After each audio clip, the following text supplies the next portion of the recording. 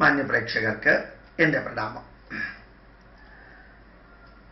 നമ്മൾ ശ്രീ നരേന്ദ്രമോദി ഭാരതത്തിൻ്റെ പ്രധാനമന്ത്രി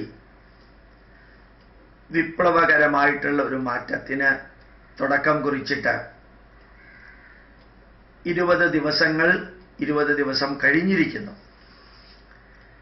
500-ൻ്റെയും 1000-ൻ്റെയും നോട്ടുകൾ പിൻവലിച്ചു. അതിനുശേഷം ഇതിൻ്റെ കുറവുകൾ പരിഹരിക്കാനും വളരെ എഫിഷ്യൻ്റായിട്ട് ഇംപ്ലിമെൻ്റ് ചെയ്യാനും നൂറുകണക്കിന്, ആയിരക്കണക്കിന്, പതിനായിരക്കണക്കിന് പരിപാടികൾ ആവിഷ്കരിച്ചു. അതിൽ ധാരാളം വ്യക്തികൾ വിമർശിക്കുന്നുണ്ട്. അത്ഭുതകരമായി തോന്നിയത് മാതൃഭൂമി പത്രത്തിൽ ഇതിൻ്റെ ഗുണങ്ങളെക്കുറിച്ച്, അതേസമയത്ത് ശ്രദ്ധിച്ചില്ലെങ്കിൽ ഉണ്ടാവാൻ സാധ്യതയുള്ള കുറവുകളെക്കുറിച്ച് അനവധി ലേഖനങ്ങൾ, രാഷ്ട്രീയത്തിൻ്റെ ചൊവ്വയില്ലാതെ അനവധി ലേഖനങ്ങൾ വരുന്നുണ്ട്.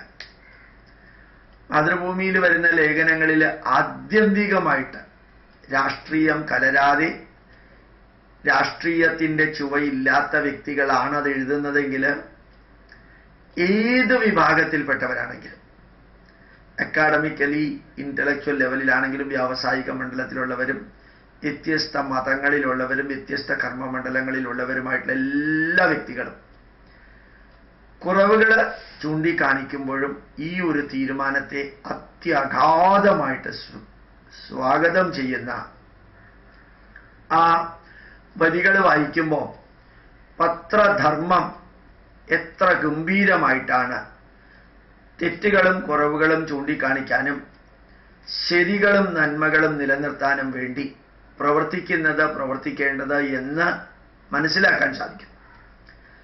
മിക്കവാറും എല്ലാ ചാനലുകളും നമ്മൾ തുറന്ന മനസ്സോടുകൂടിയാണ് കാണുന്നതെങ്കിൽ അവർ ഗുണങ്ങളും പറയുന്നുണ്ട്, അതേപോലെ കുറേ ദോഷങ്ങൾ ചൂണ്ടിക്കാണിക്കുന്നുണ്ട്. വളരെ വ്യക്തമായിട്ട് നമ്മൾ ഓരോ പോയിന്റ് ബൈ പോയിന്റ് എടുക്കുകയാണെങ്കിൽ ഈ ഒരു കാഴ്ച നമുക്ക് കാണാൻ സാധിക്കും.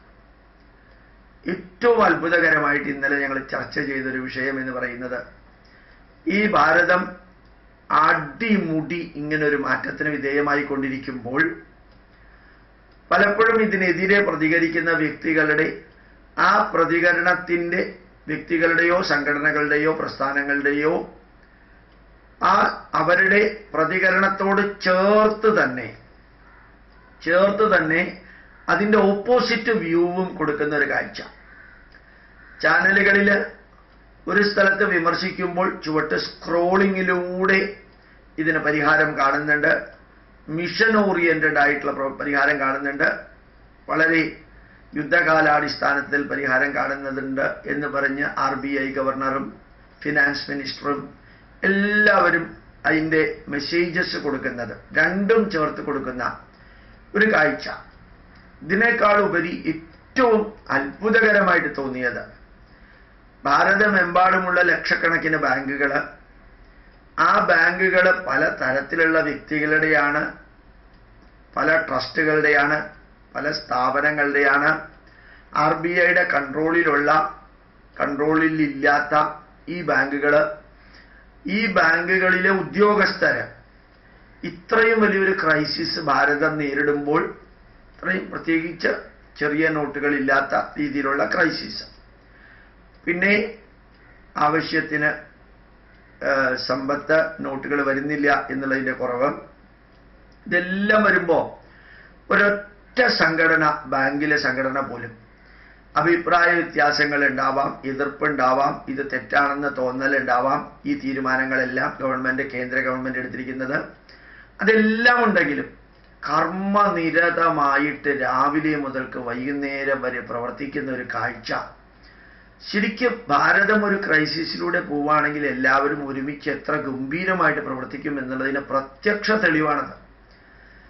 ഞങ്ങൾ SPT സ്റ്റേറ്റ് ബാങ്ക് ഓഫ് ട്രാവൻകൂറിലാണ്, ഇന്ത്യൻ ഇൻസ്റ്റിറ്റ്യൂട്ട് ഓഫ് സയന്റിഫിക് റിട്ടേണിൻ്റെ അധ്യാപകരുടെയും മറ്റെല്ലാവരുടെയും സ്റ്റാഫിൻ്റെയും എല്ലാവരുടെയും അക്കൗണ്ട് ഉള്ളത്.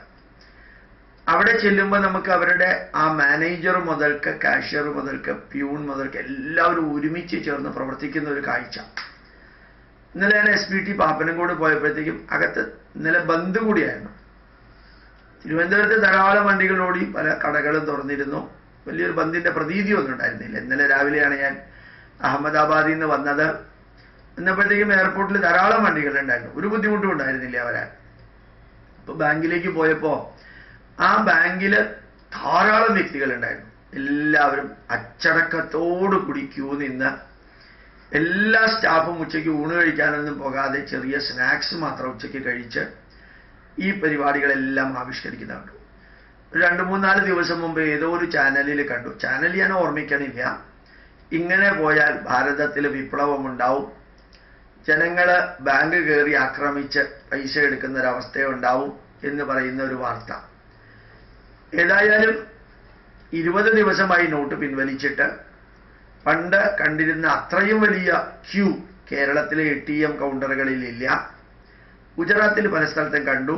ATM കൗണ്ടറിന്റെ മുമ്പിൽ കുറച്ച് വലിയ ക്യൂ തന്നെ കണ്ടു. കേരളത്തിൽ അങ്ങനെയുള്ള ക്യൂ ഒന്നും കാര്യമായിട്ട് കണ്ടില്ല. ക്യൂ ഇല്ല എന്നല്ല ഞാൻ പറഞ്ഞത്, ക്യൂ കണ്ടില്ല. അതുപോലെ തന്നെ ബാങ്കുകളിലും വളരെ സഹകരണത്തോടുകൂടി നല്ല രീതിയിൽ മുമ്പോട്ട് പോകുന്നു.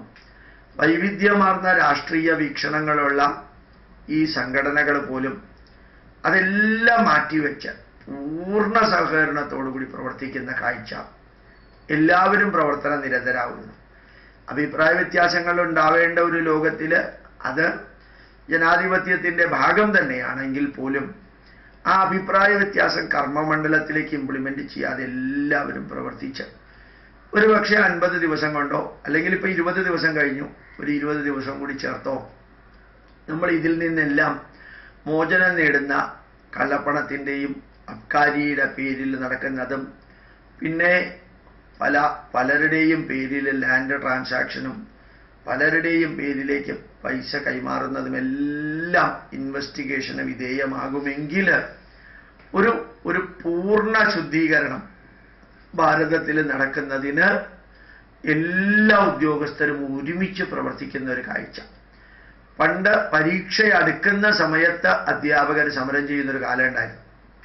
ശബരിമല സീസൺ അടുക്കുന്ന കാലത്ത് KSRTCയിലെ ഡ്രൈവർമാരും കണ്ടക്ടർമാരും സമരം ചെയ്യുന്നൊരു കാലം ഉണ്ടായിരുന്നു. അല്ലെങ്കിൽ ഏതെങ്കിലും ക്രൈസിസ്, ഓണം അടുക്കുന്ന സമയത്ത് സിവിൽ സപ്ലൈസ് കോർപ്പറേഷനിലെ ആൾക്കാര്, ജോലിക്കാര് ഒരു സമരം പ്രഖ്യാപിക്കുന്ന അവസ്ഥ. പക്ഷെ ഇങ്ങനെയുള്ളതെല്ലാം ഇല്ലാതെയായോ അല്ല കുറച്ചുണ്ടോ എന്നുള്ളതൊന്നും എനിക്ക് അറിഞ്ഞൂടാ. ഏതായാലും ഒരു കാര്യം ഉറപ്പാണ്, നമ്മുടെ ഈ നോട്ട് പിൻവലിക്കലുമായി ബന്ധപ്പെട്ട ഭാരതത്തിലെമ്പാടും നടന്നുകൊണ്ടിരിക്കുന്ന ഈ മഹായജ്ഞത്തില് കോൺഗ്രസിന്റെ ബാങ്ക് എംപ്ലോയി സംഘടനകളുണ്ട്, CPM-ന്റെ ഉണ്ട്, CPI-യുടെ ഉണ്ട്, RSPയുടെ ഉണ്ട്, BJPയുടെ ഉണ്ട്, പലതരത്തിലുള്ള സംഘടനകളുണ്ട്. എല്ലാ സംഘടനകളും ആ രാഷ്ട്രീയവും രാഷ്ട്രീയ നേതാക്കന്മാരുടെ അഭിപ്രായങ്ങൾ നെഗറ്റീവായിട്ടുള്ളതാണെങ്കിൽ പോലും അതിൽ കയറി കടിച്ചു തൂങ്ങാതെ അല്ലെങ്കിൽ അതിൽ കയറി നിൽക്കാതെ വളരെ ഭംഗിയായിട്ട് പ്രവർത്തിക്കുന്ന ഒരു കാഴ്ച. എനിക്ക് നിങ്ങളോട് എല്ലാവരോടും പറയാനുള്ളത്, നമ്മുടെ രാഷ്ട്രത്തിൽ ഏത് തരത്തിലുള്ള ക്രൈസിസ് ഉണ്ടാവുകയാണെങ്കിലും നമ്മൾ ഒരുമിച്ച് നിൽക്കുകയാണെങ്കിൽ അതിനോട് അഭിപ്രായ വ്യത്യാസം ഉണ്ടാവാം, എതിർപ്പുണ്ടാവാം, പുച്ഛം ഉണ്ടാവാം, അത് പരാജയപ്പെടണമെന്ന ആഗ്രഹവും ചിലപ്പോൾ ഉണ്ടായി എന്ന് വരാം. അതെല്ലാം ഓരോ വ്യക്തിയുടെ സ്വാതന്ത്ര്യം. എങ്കിലും ഒരുമിച്ച് നിന്നു കഴിഞ്ഞാൽ കുറേയധികം നെഗറ്റീവുകൾ ഇല്ലാതെയാക്കാനും പ്രതീക്ഷിച്ചതിനേക്കാൾ കൂടുതൽ പോസിറ്റീവുകൾ ഉണ്ടാക്കാൻ സാധിക്കും എന്നുള്ളത് ഓർമ്മിക്കാൻ, അതുപോലെ ഈ മഹായജ്ഞം വിജയിപ്പിക്കുമ്പോൾ, നമ്മളുടെ അമ്മയെ ചികിത്സിക്കുമ്പോൾ, നമ്മളെ ആരെങ്കിലുമൊക്കെ സഹായിക്കാൻ വന്നാൽ, നമ്മളുടെ വീട്ടിൽ പ്രശ്നങ്ങൾ ഉണ്ടാവുമ്പോൾ നമ്മളെ പുറത്തുള്ളവർ സഹായിക്കാൻ വന്നാൽ, അകത്തുള്ളവർ സഹായിക്കാൻ വന്നാൽ, നമ്മുടെ രാഷ്ട്രത്തിലെ ചെറുതും വലുതുമായിട്ടുള്ള പ്രശ്നങ്ങൾ പരിഹരിക്കാനായിട്ടുള്ള ട്രീറ്റ്മെന്റിൽ നമ്മളെല്ലാവരും ഒരുമിച്ച് നിൽക്കുകയാണെങ്കിൽ അത് വലിയ ഒരു പരിവർത്തനത്തിന് കാരണമാകുമെന്നുള്ള തോന്നൽ നിങ്ങളുമായിട്ട് പങ്കുവയ്ക്കുന്നു. പ്രണാമം, നമസ്കാരം.